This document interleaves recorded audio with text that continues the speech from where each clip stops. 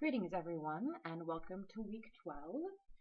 This week we'll be talking a bit about trade, treaties, and the Grand Duchy in the late 17th century going into the 18th century.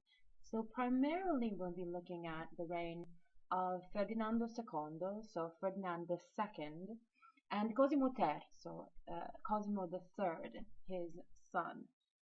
It is particularly in this period which historians tend to locate the decisive decline of the economy of Tuscany. It is also considered a time of particularly ineffective leadership on the part of Ferdinando and also of Cosimo.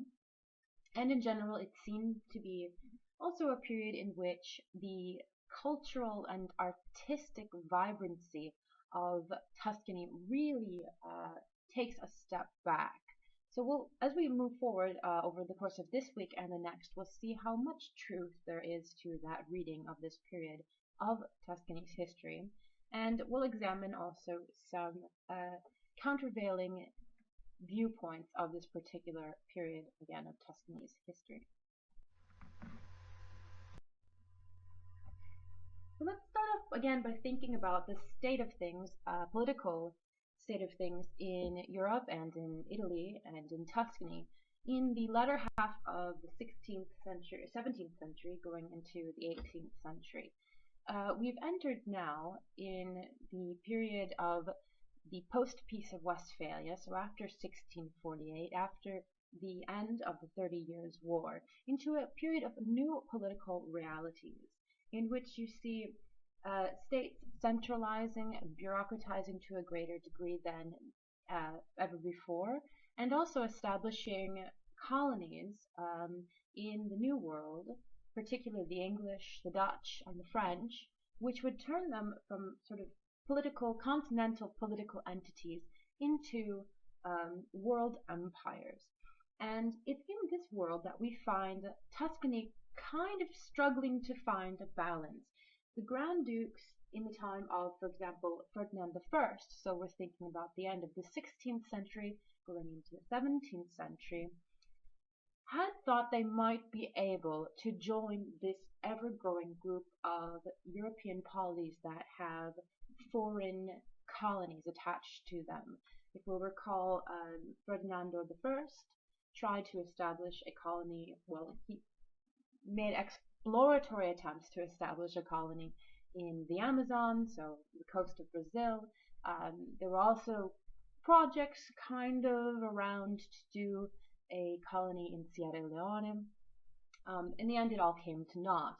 But it was such that in that period, beginning of the 17th century, you had a Grand Duchy that was financially stable enough, economically sound enough, and really vibrant and dynamic enough that they could embark upon those kinds of projects. You also had a fully functioning corsair fleet in the form of the Knights of Santo Stefano. And the duchy itself was more or less united and functioning despite its different regional peculiarities, both in terms of tradition and in language and in also different governmental bodies. There's a big difference in the history of Siena than there is for Pisa, for example. But despite all of these interregional differences, the duchy was more or less still being ruled as a fully functioning polity. That becomes more and more difficult for the Grand Dukes to maintain over the course of the 17th century and going into the 18th century.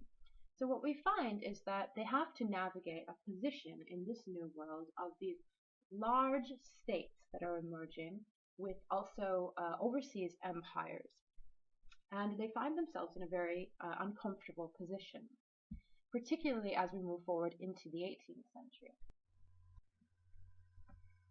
And it's really in the 18th century that we begin to see the quote-unquote age of empires as we've all sort of heard about it. So you see large empires that are determined by Great Britain and by France. It becomes a period in which you see territorial warfare conducted by professional standing armies as opposed to militias that are drawn up kind of on a moment's notice. And it is also a period in which you see professional navies being built.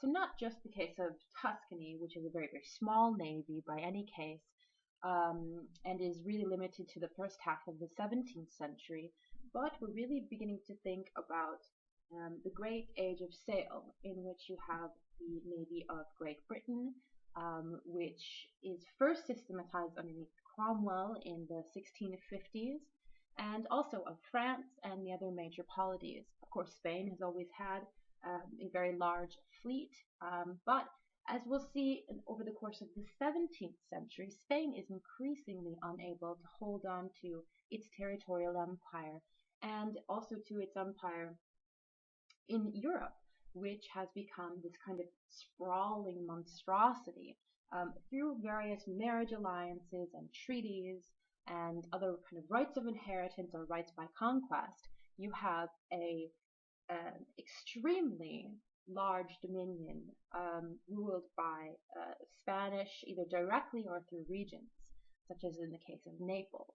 So you have the Habsburgs who are ruling, essentially both in the Holy Roman Empire, also in Spain, also in Naples, and Tuscany falls underneath the overall umbrella of their rule, because technically the Grand Dukes since the period of Cosimo I have always been sort of vassals of the Holy Roman Emperor, more in name, if not actually in deed. But technically, it's the Holy Roman Emperor that gives the Grand Dukes their power, their legitimacy, aside from the fact that they originally received the title from the Pope. So it's a papal title, but it's also a title that comes from the Holy Roman Emperor.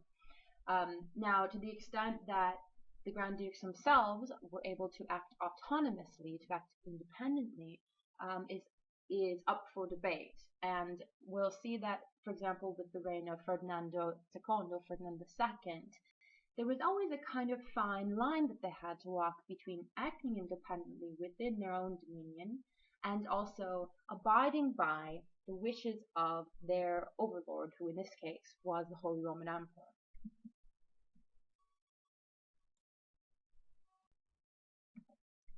So let's talk a little bit about Ferdinando.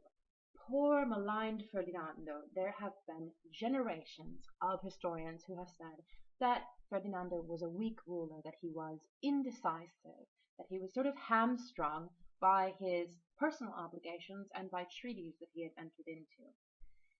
In the last several decades, this view of him as weak, as indecisive, has come under scrutiny and has been revised to some extent.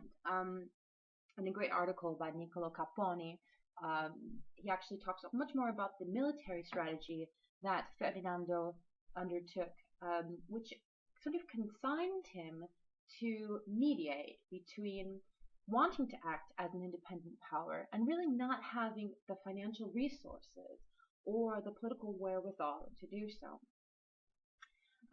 Okay, first let's take a look at these two portraits here, which I think are telling. On the left-hand side, we have a younger Ferdinando who rules an exceptionally long period of time, so from 1621 to 1670. And as we'll remember from weeks past, we discussed that Ferdinando came to the throne when he was rather young, between the ages of about 10 to 11, because his father, Cosimo II, had died really unexpectedly. And because he was so young, power essentially was held by his mother and his grandmother, who fell into opposing camps. One was pro-French and one was pro-Spanish, to the extent that getting anything done underneath their political rulership it took a very long time. There was a lot of squabbling back and forth, a lot of political intrigue. Every time a major decision had to be made regarding the political future of the Grand Duchy. And of course, I really hate to malign women in positions of power because they're so often maligned anyway. But in this particular case, we can say that their curatorship of Tuscany was nothing short of a disaster. It was just short of a disaster because they managed to hold on to the realm for Ferdinando. So once he reached an age of majority, he was able to take over power.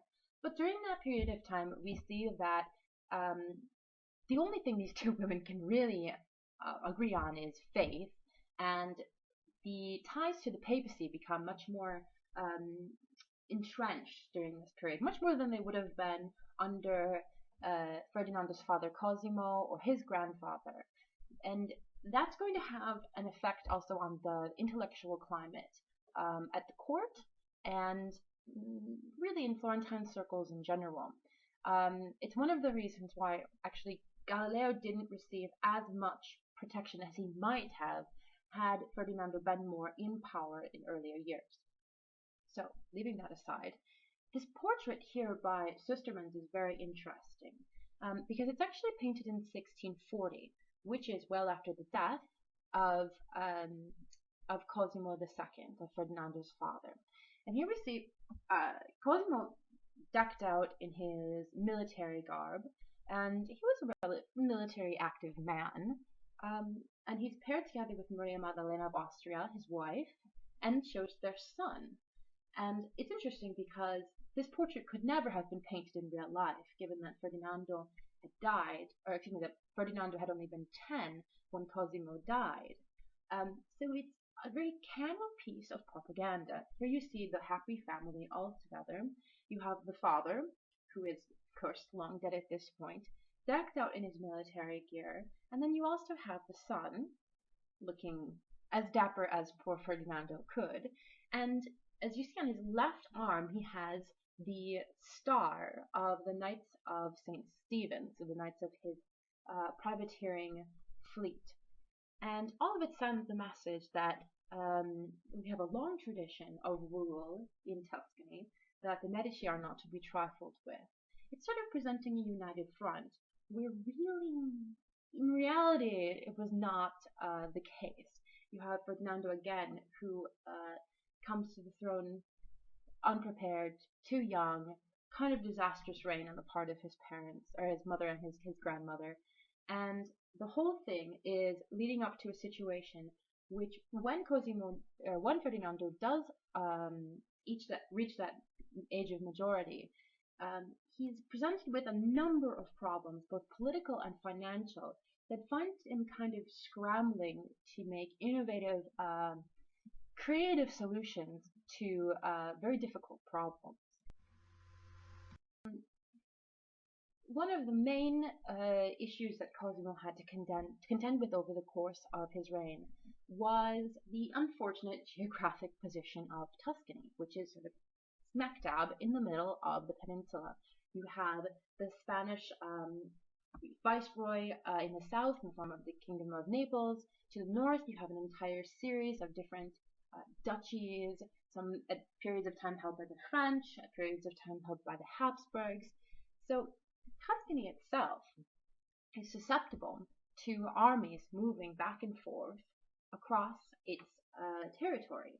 And more than that, the roads, as you can see here, some of the major roads tend to run north and south, and then you have a strip of mountains, the Apennines, that run sort of through the north east section of the geographic region of Tuscany. Tuscany also had a comparatively long coastline which had to be defended from Turkish predations, but also from privateers that were not just from North Africa or from the Ottoman dominions. So these could be any sort of belligerent force that took it upon themselves to capture merchant ships which were coming, could be coming from Tuscany or could be coming from other parts of Italy or the littoral communities of the Mediterranean. And these could often embroil the Medici themselves in diplomatic snafus and diplomatic conflicts with other sovereigns. And I'll talk a little bit more about that later. So Tuscany is also important because it sits on, again, the central part of the peninsula. The roads that cut through Tuscany lead northwards to German market towns and then southwards down to Rome and to Napoli. So strategically, it's always been very particularly important dominion on the peninsula of Italy. One of the other problems that Ferdinando has, as I talked about before, is his somewhat tumultuous relationship with the Holy Roman Emperor. Technically, again, he receives his investiture of the Grand Duchy from, well, originally the papacy, but also the Holy Roman Emperor. He also, as do all the Grand Dukes, receive the Dukedom of Siena from the Holy Roman Emperor. It's essentially an arrangement in which the Holy Roman Emperor has as his vassal, as his his main man, if you will, in Tuscany, one of the Grand Dukes, and they have a relationship by which the Grand Dukes rule with relative autonomy, except when it comes to military matters. And in this case, the Grand Duke is always expected to provide military aid when the Holy Roman Emperor calls upon him. So this is the idea of the soccorso. Soccorso in Italian literally means aid, means help. And both treaties and marriage alliances between the Medici and Habsburgs mean that the Medici have obligations to the Habsburg family. Some of the Grand Duke's officials argued that it was actually advantageous to the Grand Duke to send troops north beyond the Alps to help the Holy Roman Emperor in times of need, because it meant that Tuscany was thus secure in a way that it's sort of like a preemptive strike. You send your troops out to beyond your borders to head off potential conflicts. But whether or not they could kind of weave it into a positive political narrative, it remained the case that the Grand Duke was, technically, both by treaty and by marriage contract, obligated to send help to the Holy Roman Emperor. The problem is that Spain, by extension the Habsburgs, are no longer as powerful on the continent as they used to be. France is really entering its zenith in the late 17th century and really coming more to the fore. And you see that the Medici are trying to, and you'll see this too in your reading, establish this balancing act between being loyal to the Holy Roman Emperor, so to, by extension, the powers of Spain, and at the same time trying to negotiate advantageous marriage relationships and also political agreements with the French, because they're also highly susceptible to French invasions. Again, the French border is just around the other side of Piedmont. So there's, again, this constant balancing act that has to go on.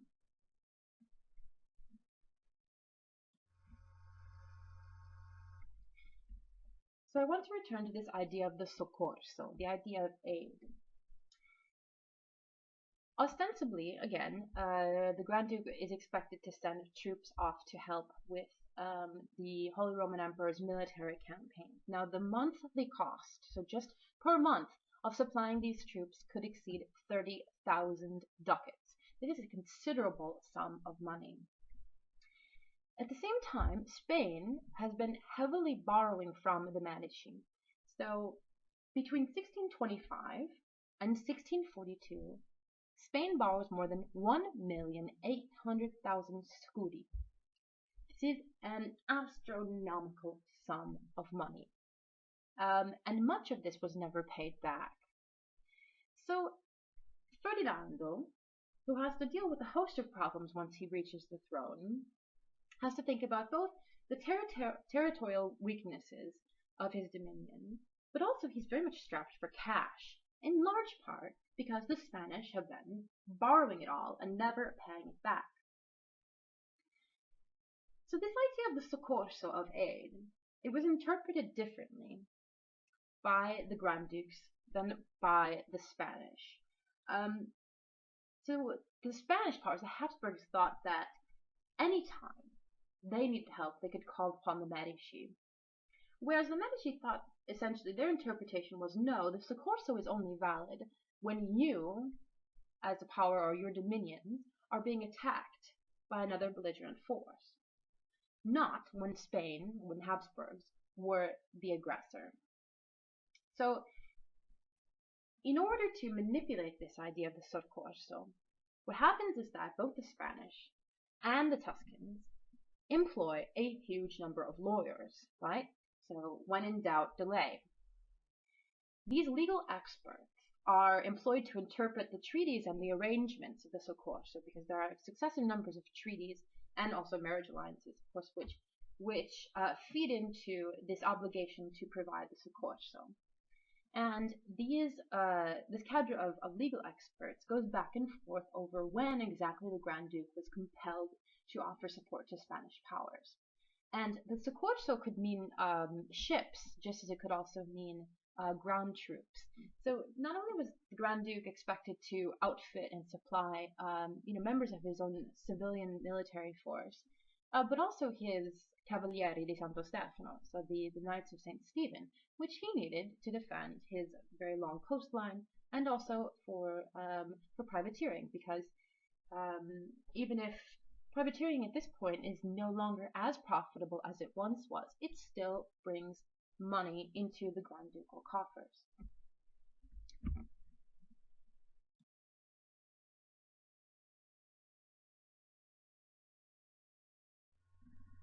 Not only that, but the Grand Duke is also obligated by other treaties and political agreements to give succor, to give soccorso or aid to papal authorities when they call upon it, to avoid other religious and political confrontations and complications within Tuscany.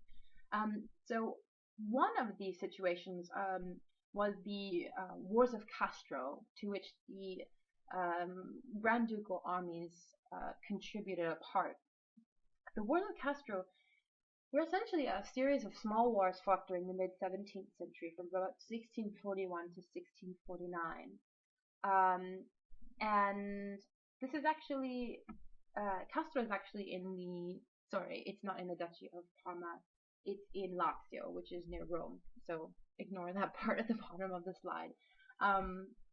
But what happens is that there's a power struggle going on between members of the papacy, so the Pope Urban VIII and Pope Innocent X, and the Dukes of Parma, who controlled Castro. So it's not in the Duchy of, well, it's sort of in the Duchy of Parma, but it's in the modern day region of Lazio, which is the region that surrounds Rome. And what happens is there's sort of a territorial dispute over who actually controls Castro. And the wars themselves are incredibly expensive. The first war, I think, alone cost about 12 million scudi, and these were fueled, these wars were paid for essentially by the people of Rome through a very efficient and very rigorous taxation system. And essentially, by the end of this conflict, the papal forces are able to invade Castro and they completely level the entire city.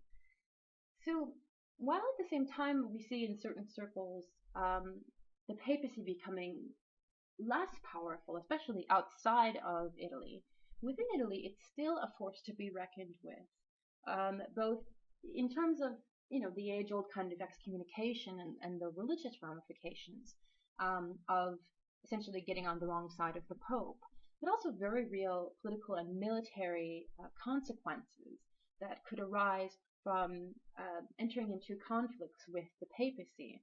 So not only does Ferdinand have to worry about essentially his relationship with the Holy Roman Emperor, but also his relationship with the Pope. And this is sort of an age-old struggle.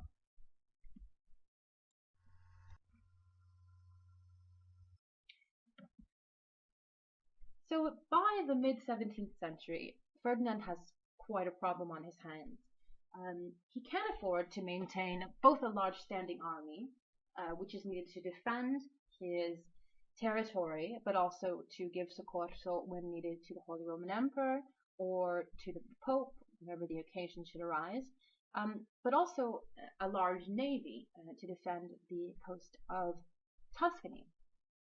So in the 1640s, essentially the Grand Duke is compelled to sell off about 75% of his naval fleet to the King of France. You might ask, well, why not to the Habsburgs? Well, they don't have a very good history of honoring their debts. And this is also a strategic move, because it essentially says to the French, well, technically we're vassals of the Holy Roman Empire, but through these kind of arrangements, we'll sell you our state-of-the-art galleys and other types of brigantines and other ships that were naval warfare is changing quite a bit at this point. But they sell 75% of the navy off to the King of France, who is in desperate need at that point of augmenting his own naval forces. So it's a way essentially of again kind of trying to find a balance between the largest powers in Europe. But it had more than just that kind of straightforward motive. Also, corsairing itself was not nearly as economically profitable as it once was. One historian gives the figure that in 1626, the galleys of the Grand Duke cost about $154,000 scudi, 154,000 scudi to maintain. But in the same year, they brought in less than 14,000 from their privateering. So essentially, you're at a loss then of something like 135,000 scudi per year just to maintain this fleet of ships. A second reason that Ferdinando decides to sell off a large portion of the navy is that there are renewed calls from Florentine merchants to open up trade routes and trade relationships with the Ottomans, or with the Turkish merchants. And this is something that the Grand Duke is paying more and more attention to, and is ever more amenable to in this period. So not only would he have, in selling off part of the navy, essentially save a good bundle of scudi every year on his military expenditures, but also there's the potential of having an influx of revenue through trade. Turkish merchants themselves had always been traveling to Livorno, but always on Christian ships. And the environment in Livorno had been decidedly hostile. They had been using Christian intermediaries such as the Dutch or the English to carry their goods, but with new trade agreements, they would have the opportunity of using their own vessels. So there were various motives for selling off a significant portion of the navy. In the meantime, ship construction was becoming more complicated and more expensive, and Tuscany really just didn't have the cash on hand to build even a third-rate ship of the line, never mind like the first-rate ships, which would carry something like 100 guns. And these were the ships that most major European powers were then building in the latter half of the 17th century. So Ferdinand is really forced to take a hard look at his options and say, this is just not economically feasible. The sell-off also allowed for the Grand Duke to shift resources from sea to land defense, and again to be able to furnish this soccorso when it was needed. Because between about 1625 and 1650, military expenditures made up to about 50% of the Grand Duke's total budget. He spent very heavily during the 30 Years' War, and in fact in 1644, before the end of the 30 Years' War and also during the Wars of Castro, the percent of the budget annually that was spent on the military topped out at about 68%. So it's a huge drain on the resources of Tuscany. So essentially, where we end up with at the end of Ferdinand's rule is through the kind of delaying tactics and negotiating over when the soccorso was actually needed to be given to the Holy Roman Emperor, through the sell-off of a good part of the navy, and through a sort of reorganization of resources that the Grand Duke had at his disposal, Tuscany is able to stay autonomous through the course of the 17th century, so that when he dies in 1670 and power is handed over to his son, Cosimo III, he at least inherits a dukedom that is, if not financially stable, it is at least not a financial disaster. That doesn't mean, of course, that there are not perennial problems such as plague, famine. There are many poor harvests during the mid part of the 17th century because the entire continent experienced what's known as a Little Ice Age. It's a period in which there are several unseasonably cold winters, which means that crops that normally would have grown in northern climes don't grow at all. In southern climes, there are other problems with the harvests. So, in addition to the kind of military problems and hurdles that Tuscany faces, they have other problems at home that are sort of inevitable, part of the vicissitudes of life. And those are kind of always a constant. But at least when Cosimo III comes to power at the end of the 17th century, the dominion itself is more or less intact.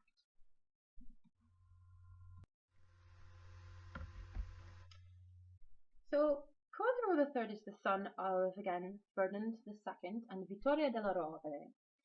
Vittoria della Rovere gets sort of a bad rap by historians. She's dowdy, she's fussy, she's extremely religious, she's not very intellectually curious, and unfortunately she passes on many of these traits to her son. Cosimo III displays little of the intellectual curiosity and verve that his father possessed. He is married off to a French princess, and they have a sort of disastrous relationship. They manage to have a few children, but aside from that, it's a very, very rocky marriage. So here we see Cosimo III in all his glory, decked out in his ermine robes of state, and it's a relatively interesting portrait. There are a lot of claims to legitimacy here. It's sort of like the old Shakespearean phrase, I think he doth protest too much. That's what comes from, I think the lady doth protest too much. But we see here Cosimo, poor kind of unattractive Cosimo, with this great ermine robe, this really kind of ornate crown, the scepter of power in his hand, and what's directly behind him? It's the statue of Ferdinand I in Livorno, with the four Moors all around. And what appears to be, possibly, this is open to interpretation, a turbaned fellow, so likely an Ottoman, who is there in kind of the lower kind of right-hand corner underneath the statue. So what it really sends a message of is the fact that by this point, the Medici are very cognizant of the fact that their crown jewel, the one part of their kingdom that is still, or that their dukedom, is still fully functioning and is able to bring in revenue rather than kind of losing it, is Livorno. And Livorno is the sort of cornerstone of a policy of neutrality that by now the Grand Dukes have more or less worked out through either formal or informal treaties, promises, and obligations to other state potentates. So it's a very interesting portrait, and I'll leave it as well for you to interpret. But there are lots of little details around that kind of give this sense of what Cosimo is trying to express about his own power and the limits thereof.